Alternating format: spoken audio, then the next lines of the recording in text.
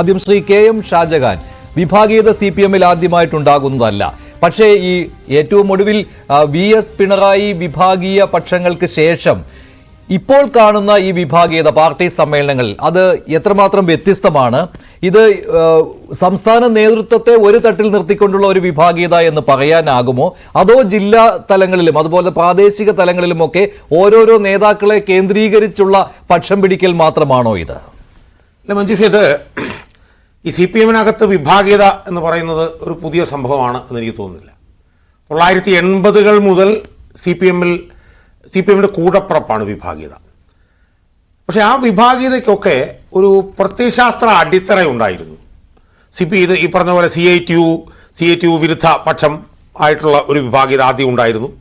PS Achuthanandan ഉൾപ്പെടെയുള്ള ഒരു വശത്തും ബാലാനന്ദൻ ഉൾപ്പെടെയുള്ള CITU-കാർ വേറൊരു വശത്തും ഉള്ളൊരു വിഭാഗീയത ഉണ്ടായിരുന്നു. അതിനൊരു പ്രത്യയശാസ്ത്ര അടിത്തറ ഉണ്ടായിരുന്നു. അതിനുശേഷം വന്ന വിഭാഗീയതയിലാണ് പിന്നീട് നമ്മൾ പിണറായി വിജയനെയും അച്യുതാനന്ദനെയും കാണുന്നത്. അവിടെയും ഈ പറഞ്ഞതുപോലെ ഭാഗികമായിട്ടാണെങ്കിലും ഒരു പ്രത്യയശാസ്ത്ര അടിത്തറ അതിനുണ്ടായിരുന്നു. പക്ഷേ അതുപോലെ തന്നെ വ്യക്തിപരമായ നേട്ടങ്ങൾക്കും കൂടിയായിരുന്നു. പിണറായി പക്ഷത്തിൻ്റെ ആ ഒരു പ്രശ്നങ്ങൾ ഉണ്ടായിരുന്നെങ്കിൽ പോലും കുറേയൊക്കെ VS-ന്റെ ഭാഗത്തു നിന്നെങ്കിലും അതിനൊരു പ്രത്യയശാസ്ത്ര തലം അതിന് ഉണ്ടായിരുന്നു. എന്നാൽ ഇപ്പം നമ്മൾ കാണുന്നത് എന്താ? യഥാർത്ഥത്തിൽ ഇപ്പം നമ്മൾ കാണുന്നത് ഈ പച്ചയായ സ്ഥാപിത താല്പര്യം, പച്ചയായ നിക്ഷിപ്ത താല്പര്യം, ഈ പറഞ്ഞതുപോലെ അഴിമതി, ഈ ഭൂമി കയ്യേറൽ, സ്ത്രീ വിരുദ്ധത, സ്ത്രീ പീഡനം എന്നൊക്കെ ഉള്ള നിലയിൽ ഇത് വല്ലാതെ അങ്ങ് തരം. ഇപ്പം കരുനാഗപ്പള്ളിയിൽ ഇപ്പോൾ നമ്മൾ കഴിഞ്ഞ ദിവസം കണ്ടു. കരുനാഗപ്പള്ളിയിൽ ഒരു ലോക്കൽ കമ്മിറ്റി സെക്രട്ടറിയെ മാറ്റി വേറൊരു ലോക്കൽ കമ്മിറ്റി സെക്രട്ടറിയെ കൊണ്ടുവന്നപ്പോൾ പറഞ്ഞെന്താണ് മനാറുൽ ഇസ്ലാം, മറ്റേ ജിഷ വധക്കേസിലെ പ്രതിയുണ്ടല്ലോ മനാറുൽ ഇസ്ലാം അല്ലേ, അയാളെ മാറ്റിയിട്ട് ഗോവിന്ദച്ചാമിയെ കൊണ്ടുവന്നു എന്നാണ് പറഞ്ഞത്. അതാണ് കരുനാഗപ്പള്ളിയിൽ നമ്മൾ കണ്ടത്. കരുനാഗപ്പള്ളിയിലൊക്കെ എന്താ കാണുന്നത്? കരുനാഗപ്പള്ളിയിലൊക്കെ CPM-ന്റെ സംസ്ഥാന കമ്മിറ്റി അംഗങ്ങളെ വരെ പൂട്ടിയിടുകയാണ്. നിങ്ങൾ ആലോചിച്ച് നോക്ക്. K. രാജഗോപാൽ എന്ന് പറഞ്ഞ ദീർഘകാലമായി കൊല്ലത്തെ CPM-ന്റെ ജില്ലാ സെക്രട്ടറി ആയിരുന്ന ആൾ, സോമപ്രസാദ് എന്ന് പറഞ്ഞാൽ പിന്നോക്ക മേഖലയിലെ ആ മേഖലയിലെ ഏറ്റവും പ്രധാനപ്പെട്ട ആളും മുൻ രാജ്യസഭാംഗവുമായിട്ടുള്ള സോമപ്രസാദ്, ഇവരെ രണ്ടുപേരെയും മുറിയിൽ പൂട്ടിയിടുകയാണ്. ഇത് സത്യം പറഞ്ഞു കഴിഞ്ഞാൽ കോൺഗ്രസ് പോലെ ഈ പറഞ്ഞുള്ള ബൂർഷ്വാ പാർട്ടികൾ പോലും ഇതില്ലാത്ത അവസ്ഥയാണ്. എന്നിട്ട് എന്താ സംഭവിക്കുന്നത്? എന്നിട്ട് വലിയ തോതിലുള്ള പ്രകടനങ്ങൾ, പിന്നെ അത് ഞാൻ പറഞ്ഞു, പ്രകടനങ്ങൾ നടക്കുന്നു. അവസാനം എന്താ സംഭവിക്കുന്നത്? പാർട്ടി സംസ്ഥാന സെക്രട്ടറി കൊല്ലത്ത് ചെന്നിട്ട് കരുനാഗപ്പള്ളി ഏരിയ കമ്മിറ്റി പിരിച്ചുവിടുന്ന സമീപനമാണ്. നമ്മളിപ്പോൾ കരുനാഗപ്പള്ളി കാണേണ്ടതെന്നറിയോ? ഇന്നലെ ഞാൻ യൂട്യൂബിൽ നോക്കുമ്പോൾ അവിടുത്തെ ജില്ലാ സെക്രട്ടറി ആയിട്ടുള്ള M. സുദേവൻ അയാൾ വന്നിട്ട് പറയുന്നത് ഇവിടെ യാതൊരു പ്രശ്നവുമില്ല, ഇവിടെ എല്ലാ പ്രശ്നങ്ങളും ഞങ്ങൾ പരിഹരിച്ചതാണ്, ഈ പ്രശ്നങ്ങളെല്ലാം മാധ്യമങ്ങൾ ഉണ്ടാക്കിയതാണ് എന്ന് പറഞ്ഞ് മാധ്യമങ്ങളുടെ തലയിൽ തട്ടിക്കയറുന്ന പാർട്ടി ജില്ലാ സെക്രട്ടറിയാണ് നമ്മൾ ഇന്ന് കണ്ടത്. എന്നാൽ അതേ സ്ഥലത്തേക്ക് പാർട്ടി സംസ്ഥാന സെക്രട്ടറി ഇന്ന് ചെന്നിട്ട് ജില്ലാ സെക്രട്ടറി പറഞ്ഞ മുഴുവൻ തെറ്റാണെന്നുള്ളത് കൊണ്ടാണ് പിന്നെ പാർട്ടി ഏരിയ കമ്മിറ്റി തന്നെ പിരിച്ചുവിടുന്നത്. ഇത് കൊല്ലത്ത് നടക്കുന്നു. ആലപ്പുഴയിൽ എന്താ സംഭവിക്കുന്നത്? ആലപ്പുഴ ജില്ലയിലെ സമീപകാലത്തെ ഏറ്റവും മുതിർന്ന നേതാവായിട്ടുള്ള G. സുധാകരൻ എന്ന് പറഞ്ഞ ആൾക്ക് അയാളെ ഏരിയ സമ്മേളനത്തിന് പോലും അയാളെ വിളിക്കുന്നില്ല. ഇപ്പോൾ തിരുവല്ലയിൽ എന്താ സംഭവിക്കുന്നത്? തിരുവല്ലയിൽ സംഭവിക്കുന്നത് അവിടെ സ്ത്രീപീഡന കേസിൽ പ്രതിയായിട്ടുള്ള ഒരാളെ സംരക്ഷിക്കാൻ വേണ്ടി തോമസ് ഐസക്കിന് തെരഞ്ഞെടുപ്പിൽ വോട്ട് കൊടുത്തില്ല. ഇതൊക്കെ തെക്കൻ ജില്ലകളിൽ നടക്കുന്നത്. വടക്കൻ ജില്ലയിൽ നടന്നൊരു പ്രധാനപ്പെട്ട പ്രശ്നം കാണാതെ പോയിട്ടുണ്ട്, അതുകൂടെ പറഞ്ഞു ഞാൻ നിർത്തിക്കോളാം.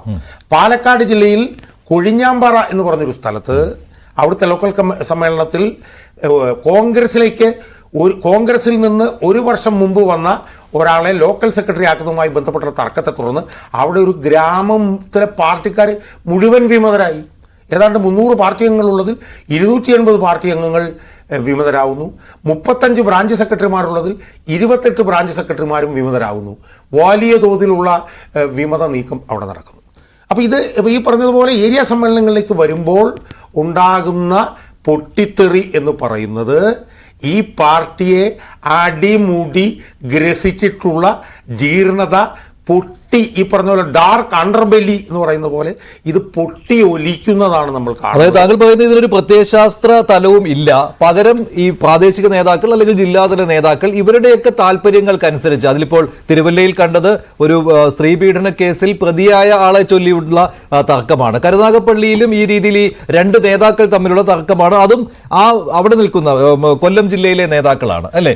അപ്പോൾ അതിന് ഈ സംസ്ഥാന നേതൃത്വം ഒരു പക്ഷത്ത് നിൽക്കുന്ന രീതിയിലുള്ള ഔദ്യോഗിക പക്ഷം വിമതപക്ഷം ആ ഒരു വേർതിരിക്കൽ ഇല്ലല്ലോ ഇവിടെ. അങ്ങനെ ഒരു വിഭാഗീയത അല്ല എന്ന് തീർത്ത് പറയാമല്ലോ. അതുകൊണ്ട് തന്നെ ഈ സംസ്ഥാന നേതൃത്വത്തിന് ഇതിൽ ഇടപെടാനും നടപടിയെടുക്കുവാനും എളുപ്പമാണോ അതോ ബുദ്ധിമുട്ടാണോ? അല്ല മഞ്ജുഷ, ഇതിനകത്ത് കാണുന്ന ഒരു വ്യത്യസ്ത ഇതെന്താണെന്നറിയോ? സാധാരണഗതിയിൽ ഇതുപോലുള്ള അസ്വസ്ഥതകൾ വരുമ്പോൾ പാർട്ടി നേതൃത്വം ഇടപെട്ട് ഉരുക്കുമുട്ടി ഉപയോഗിച്ച് അത് അടിച്ചമർത്തുന്നതാണ് നമ്മൾ കാണുന്നത്. ഇപ്പോൾ പാലക്കാട് മഞ്ജുഷ ഓർമ്മയുണ്ടാവും, എന്തോ ഒരു ഏരിയ കമ്മിറ്റി മെമ്പർ വന്ന് പൊട്ടിക്കരഞ്ഞ ഉടനെ തന്നെ മണിക്കൂറുകൾ കഴിയുമ്പോഴത്തേക്ക് അവിടെ എൻ കൃഷ്ണദാസ് ചെല്ലുന്നു, അയാളുടെ പ്രശ്നങ്ങൾ തീരുന്നു, അയാളെ പാർട്ടിയിലേക്ക് കൊണ്ടുവരുന്നു. ഇതാണ് നമ്മൾ അവിടെ കണ്ടത്.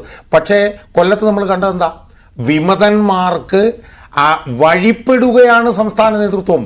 അതിൻ്റെ ഭാഗമായിട്ടാണ് കരുനാഗപ്പള്ളിയിലെ ഏരിയ കമ്മിറ്റി പിരിച്ചുവിട്ടത്. മനസ്സിലായി? അപ്പം ആ നിലയിൽ പഴയതിൽ നിന്നും വ്യത്യസ്തമായി നമ്മൾ കാണുന്നതെന്ന് പറഞ്ഞാൽ അടിത്തട്ടിൽ നിന്ന് ഉയർന്നു വരുന്ന പ്രശ്നങ്ങളെ അഭിമുഖീകരിക്കാൻ കഴിയാതെ ആ വിമതരുയർത്തുന്ന പ്രശ്നങ്ങൾക്ക് വഴങ്ങേണ്ടി വരുന്ന ഒരു സംസ്ഥാനം. അങ്ങനെയാണെങ്കിൽ വിമതർ ഉയർത്തുന്ന പ്രശ്നങ്ങൾ പ്രധാനമായിട്ടും അത് അടിസ്ഥാനമുള്ള പ്രശ്നങ്ങൾ കൂടിയായിരിക്കുമല്ലോ ഇല്ലേ? സംസ്ഥാന നേതൃത്വം കണ്ടില്ലെന്ന് നടിക്കുന്ന പ്രശ്നങ്ങൾ കൂടിയായിരിക്കും 100%. അതായത് വിമതരുയർത്തുന്ന പ്രശ്നങ്ങൾ കാര്യമാത്ര പ്രസക്തമായിട്ടുള്ള വിഷയങ്ങളാണെന്നും അത് കാണാതെ നമുക്ക് മുന്നോട്ട് പോകാൻ കഴിയില്ലെന്നും ഉള്ള നിലപാടിലേക്ക് സംസ്ഥാന നേതൃത്വം ഇറങ്ങി വരുന്നു എന്നുള്ളത് ഇപ്പോൾ ഈ നടക്കുന്ന പ്രശ്നങ്ങളുടെ ഗൗരവാവസ്ഥ 10 മടങ്ങ് വർദ്ധിപ്പിക്കുന്നതാണ് എന്നാണ് നമുക്ക് ഇതിനകത്ത് നിന്ന് മനസ്സിലാക്കാൻ കഴിയും. Doctor B